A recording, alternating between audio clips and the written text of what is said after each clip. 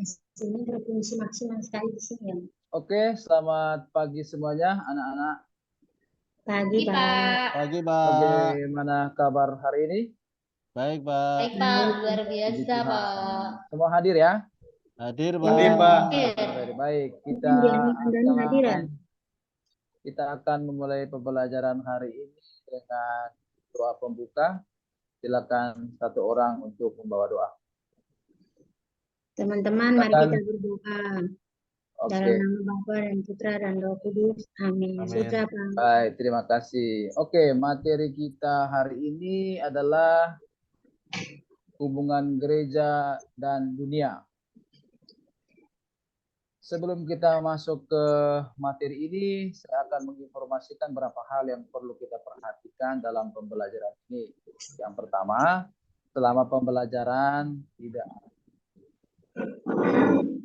ganggu yang lain. Kemudian lakukan kegiatan yang berkaitan dengan kita boleh menggunakan handphone, dikonekkan dulu jaringannya. Kalau tidak punya paket data boleh konekkan ke wifi sekolah. Ingat, tidak ada yang main game ya ketika mengerjakan tugas nantinya. Dan ketika kemudian ke berikut ya, kalau nanti diskusi kelompok boleh di luar kelas, boleh di pendopo. Setelah jamnya selesai, masuk ke kelas untuk kita presentasikan bersama. Baik. Materi kita adalah hubungan gereja dan dunia. Tujuan dari pembelajaran kita hari ini adalah peserta didik mampu memahami hubungan antara gereja dan dunia dan dapat mewujudkannya dalam hidup sehari-hari di tengah masyarakat. Artinya kita tidak hanya cukup tahu bahwa kita sebagai anggota gereja bagian dari dunia, tetapi kita juga bisa menerapkan melalui perilaku kita dalam kehidupan bermasyarakat ataupun kehidupan bersama teman-teman sekolah. Itu tujuan yang mau kita capai dalam pembelajaran hari ini. Kemudian, kriteria ketercapaian tujuan pembelajarannya adalah yang pertama, peserta didik mampu memahami hubungan antara gereja dan dunia dengan menganalisis dokumen Konsili Vatikan kedua. Saya akan tampilkan nanti, saya akan sharekan dokumen Konsili Vatikan kedua lewat grup kelas. Kemudian yang kedua, peserta didik mampu menjelaskan arti dan makna kehadiran gereja bagi dunia berdasarkan Injil Matius. Yaitu Matius 5, ayat 13-16 yang membicarakan tentang garam terang dunia. Lalu yang berikut, peserta didik mampu mengidentifikasi bagaimana pandangan gereja tentang dunia kritis. Itu nanti dilakukan dalam diskusi kelompok. Lalu yang terakhir, peserta didik mampu menganalisis tugas gereja terhadap dunia melalui studi pustaka atau juga browsing di. Baik, teman-teman. Pelajaran sebelumnya yaitu kita berbicara tentang tugas-tugas pastoral gereja. Di mana kita tahu bahwa tugas pastoral gereja itu ada 5. Apa yang pertama, Herman, silakan. Tugas pastoral gereja pertama adalah? Lupa saya, Pak. Boleh bantu? Iya, lupa saya. Silakan bacain teman, ada di depan ini. Oh, yang ini ya, Pak ya? Iya, ini saya sudah tampilkan di iya, Pak. Menguduskan, mewartakan, membangun persekutuan, bersaksi, melayani. Iya, Pak. Ingat, Pak. Ini, Pak. Benar, Pak. Iya, jadi gereja yang menguduskan, gereja yang mewartakan, gereja yang mengembangkan persekutuan, gereja yang bersaksi, dan gereja yang melayani. Itu yang sudah kita pelajari pada pertemuan sebelumnya. Ya. Jadi Pak Tazar, saya izin pipis dulu ya, Pak. Tadi sudah sepakat kita dari awal loh, tidak boleh ke toilet. Pak, saya mau pipis, Pak. Kasih, Pak. Ya, tahan dulu. Kita kan belajarnya itu supaya jangan nanti kamu ketinggalan loh materinya ya. Baik, Pak. Sebelum kita lanjut pada materi teman-teman, saya mau tanya dulu sama kita semua ya. Jadi siapa yang bisa menjawab boleh angkat tangan. Pertanyaan pertama, mengapa kita sebagai anggota gereja Katolik perlu terlibat dalam membangun dunia? Silakan. Ya, Pak. Oke, Bambang, silakan. Gini Pak, menurut saya karena gereja Katolik itu ada di dalam dunia, Pak. Jadi mau tidak mau harus ikut membangun dunia, Pak. Mantap. Silakan. Nah, Yang lain. luar biasa. Oke, tepuk tangan untuk Bambang. Iya, luar biasa, Pak. Silakan. Bagus, pintar, Ada lagi Bapak. yang lain? Mengapa gereja? Pak. Silakan Sili. Nomor berapa, Pak? Masih nomor 1. ya? Ngelamun aja dari tadi Sel itu, Pak. Ya, karena tahan Karena kencing dia. Dia karena membutuhkan- gereja juga membutuhkan dunia, Pak. gereja juga membutuhkan dunia. Oke, Oh, bagus. Luar biasa. Dia Bagus ngelamun juga tapi dia jawabannya menjawab. bagus, Pak. Oke, pertanyaan berikut. Yang kedua. Apakah gereja harus terlibat dalam tata keselamatan dan perkembangan dunia? Silakan, Harus. tulis. Oh, siapa yang jawab? Itu si Maria. Oke, Maria. Harus terlibat, Harus. Pak. Kenapa harus terlibat? Antara Karena- gereja dan dunia itu ada keterikatan. Bahwa gereja, bagaimana gereja melayani dunia. Oke. Bagaimana gereja membentuk dunia itu dari yang Oke. tidak baik menjadi Ini pintar baik. sekali ya Maria, ini pintar Pintar sekali, banget. Maria. Ya, Bang. Ini Pintar. apa? Ini Rajin calon sekolah suster minggu nih, dia Pak. nih. Bapak Iya, Bang, iya, Pak Dari Peltasan sekolah ini minggu calon juga. suster, Pak. Dari Iya. suster nanti nih, Pak. Rajin sekolah minggu. Terima tuh. kasih. Iya. Silakan Calon Andani. suster nanti. Ya, Andani silakan. Apa pendapatmu Andani? Apakah gereja harus terlibat dalam tata keselamatan dan perkembangan dunia? Iya, Pak. Alasannya apa, Andani? Anda nih Karena mana ya? saling sebagai partner, Pak. Lah, luar biasa. Oke, Wih, partner, bagus saling jawabannya. kolaborasi maksudnya ya. Bagus. Baik. Oke, kawan-kawan. Kita masuk kepada bagian pertama. Ya, diskusi dengan teman di sampingnya saja ya, berdua saja ya. Nah, sekarang kita akan mengamati bagaimana hubungan gereja dengan dunia itu ya. Kita akan mencari informasi itu di internet. Ya, apa maknanya hubungan gereja dan dunia? Bagaimana dua pertanyaan yang tadi kita sudah bahas bersama. Nah, sambil mencari informasi itu ada dua pertanyaan penuntun di bagian ini. Apa itu dunia? Kemudian bagaimana hubungan gereja dengan dunia sebelum Konsili Vatikan kedua dan sesudah Konsili Vatikan kedua. Oke, silakan searching di internet dengan kawan di sampingnya. Kalau ada yang memang sama sekali tidak punya paket, boleh sambung ke wifi sekolah, atau kalau ada teman yang kelebihan paket, boleh ini minta hotspotnya ya. Baik, Pak. Oke, sudah? Ya, Pak. Sudah, Pak. Oke, kalau sudah selesai, Sudah. silakan. Apa itu dunia? Langsung kita bahas ya, presentasikan. Apa itu dunia? Kemudian Saya, bagaimana Bang. hubungan? Saya, Oh, Bang. silakan. Dunia itu panggung sandiwara, Pak. Dunia kampung sandiwara. Ini sudah sering nonton dangdut ini. Jadi kayak lagu saja. Iya. Apa itu dunia? Silakan kelompoknya siapa? Kelompok Sulis. Halo Sulis. Sulis biasanya, Pak, kok Sulis biasanya itu aktif loh, Pak. Kok sekarang dia kenapa ya? Lagi ada mutanya itu, mungkin lagi putus cinta. Sulis. Kenapa sih kamu Sulis? Saya Baik. bisa jawab, Pak. Oke, silakan Maria. Dunia adalah tempat di mana manusia berkarya. Oke, bagus. Dunia adalah tempat manusia berkarya, tempat Wih, manusia calon hidup. suster satu ini Oke, keren. teman. Iya, Suster ini, keren. teman. Oke, yang pertanyaan keduanya. Pertanyaan kedua. Bagaimana perbedaan hubungan gereja dan dunia sebelum dan setelah Konsili Vatikan kedua? Wah, ini berat, Pak, pertanyaan, Pak. Saya nggak hafal, Pak. Iya, karena sudah ada cari di internet tadi itu. Oh, yang aduh, apa Iya saya kan? Oke, baik. Dari jawaban-jawaban kalian, Bapak coba rangkumnya seperti ini. Pandangan gereja terhadap dunia. Bahwa sebelum Konsili Vatikan kedua pada tahun 1992 sampai 1995, dunia tidak berharga. Dunia itu berbahaya, dunia itu jahat. Dunia tidak termasuk lingkup keselamatan, bahkan merupakan halangan bagi manusia untuk mencapai keselamatan. Ya, tahu ya, konsili itu artinya sidang para para uskup sedunia ya yang terjadi di Vatikan ya. Itu pandangan gereja terhadap dunia sebelum Konsili Vatikan. Gereja merasa istimewa, merasa pokoknya ajaran dia yang paling utama. Di luar ajaran gereja, ajaran-ajaran agama lain itu tidak dianggap baik oleh Gereja Katolik. Nah, namun karena ada beberapa faktor, ada beberapa pertentangan dalam kalangan gereja itu sendiri, maka gereja Katolik juga mengadakan pertemuan kembali yang disebut dengan Konsili Vatikan kedua. Ada perubahan pandangan, ya, perubahan pandangan terhadap dunia setelah Konsili Vatikan kedua. Gereja memahami dunia sebagai umat manusia dengan segala yang menyangkut hidupnya. Dunia telah ditebus oleh Kristus dengan wafat dan kebangkitan.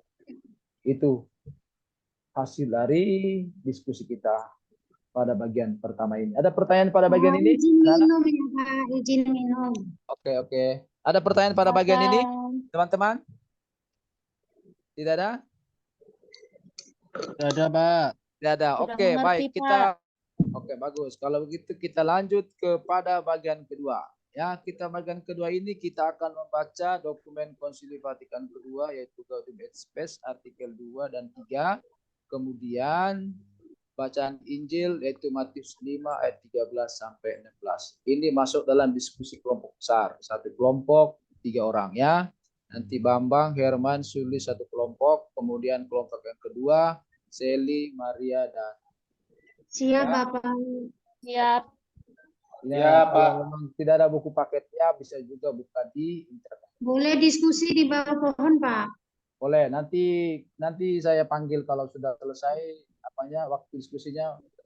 Ya, ingat ya, pesan saya tidak boleh kerjakan yang lain selama proses diskusi karena saya akan menilai semuanya itu ya. Saya akan Siap Bapak. lihat, pantau pekerjaannya apakah semua terlibat.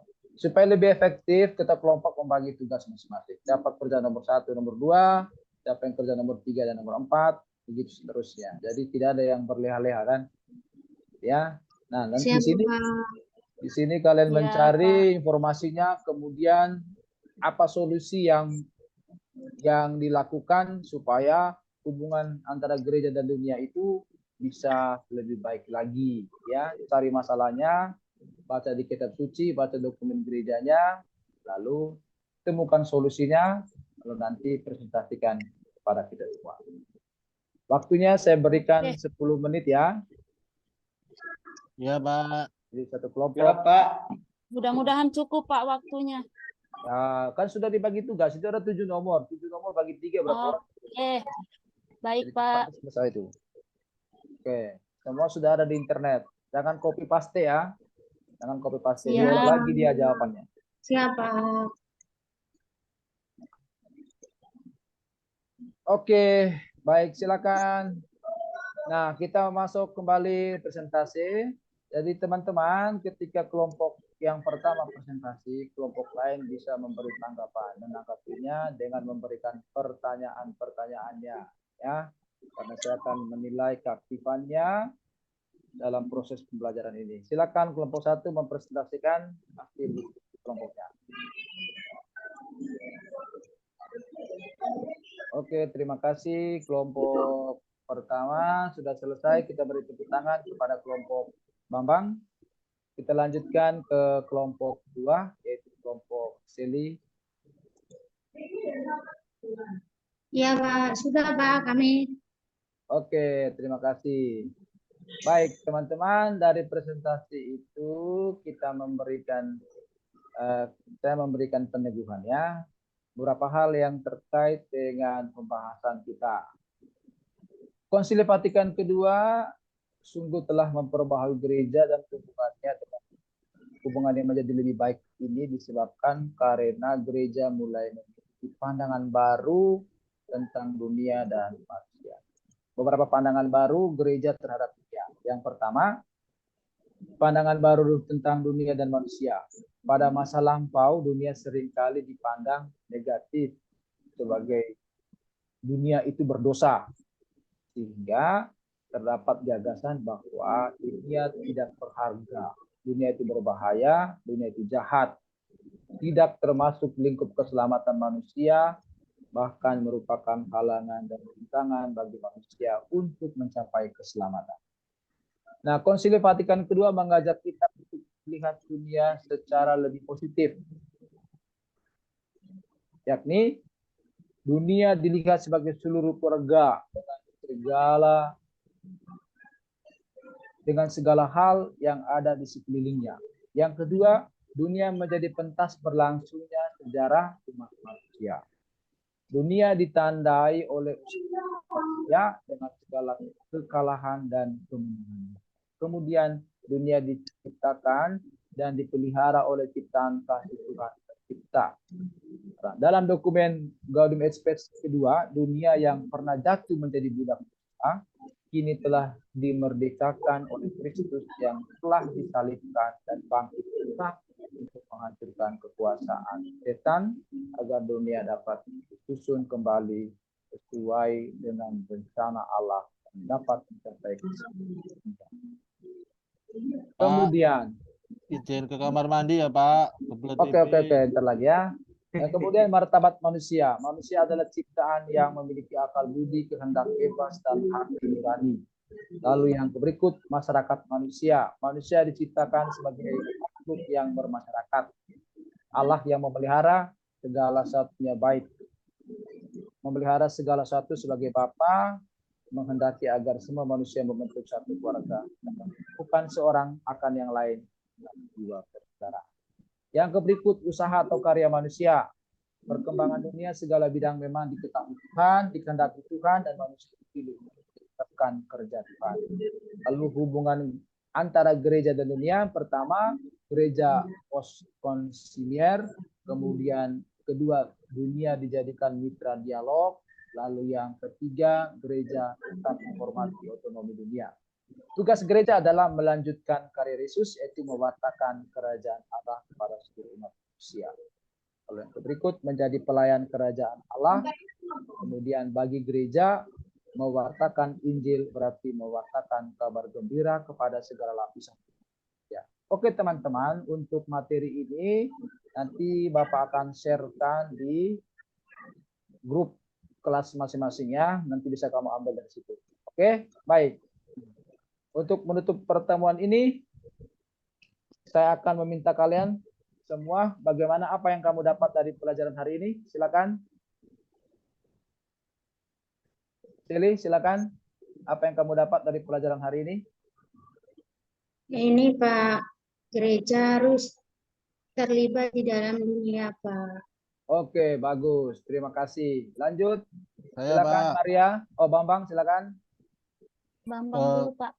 Dunia adalah gereja adalah sakramen dunia Pak. Oh, mantap sekali. Oke. Sakramen keselamatan ya. Jadi bruder ini Pak, atau Oke, jadi lanjut. Romo ya. Silakan Maria. Gereja harus terbuka terhadap dunia. Gereja harus terbuka terhadap dunia. Oke, siapa lagi? Ada lagi? Baik, teman-teman. Terima kasih untuk hari ini. Sebelum kita tutup, ini refleksi untuk kita semua, untuk kalian kerjakan. Ya, tulis di buku catatan refleksi ini ya.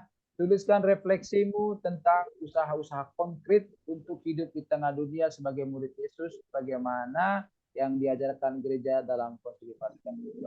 Jadi, kamu buat kegiatan-kegiatan praktis yang pernah kalian lakukan terhadap orang lain dalam kehidupan bermasyarakat atau kehidupan di sekolah. Kita tutup dengan doa. Silakan, siapa yang bawa doa? Untuk penutup. Sulis pimpin doa. Silakan Sulis pimpin doa.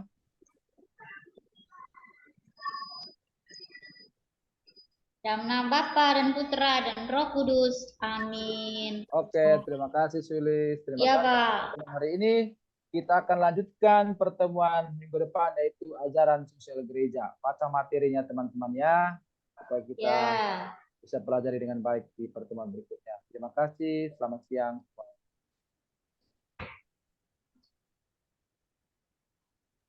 Baik, untuk Pak Herman silakan. Ya, oke. Terima kasih Pak Bambang memberikan kesempatan untuk berkomentar. Ya, saya melihat bahwa Pak Baltasar menyiapkannya dengan sungguh-sungguh itu materi ya ini. Dan yang saya tertarik, kalau boleh nanti teman-teman juga dan termasuk saya juga kita mengikuti seperti yang tadi Pak Baltasar itu mengawali pelajaran itu mengingatkan anak-anak akan aturan kelas. Misalnya ke toilet bagaimana, selama pelajaran seperti apa, mengingatkan mereka seperti itu ya. Jadi apa yang disampaikan oleh Pak Baltasar menurut saya itu sudah sangat oke ya. Gitu. Saya apresiasi untuk Pak Baltasar. Dan mungkin satu hal, mungkin kalau boleh suaranya lebih lebih kencang lagi, lebih semangat lagi Pak Baltasar. Kalau kontennya, sintaknya, pembukaan sampai penutupnya, that's very good. Terima Ya, kasih. thank you Pak Ustaz. Pak Herman. Oke, terima kasih. Tinggal suaranya biar anak-anak dulu kan sekarang kan harus wah gitu ya. Makasih Pak Ustaz. Oke, thank you. Ya.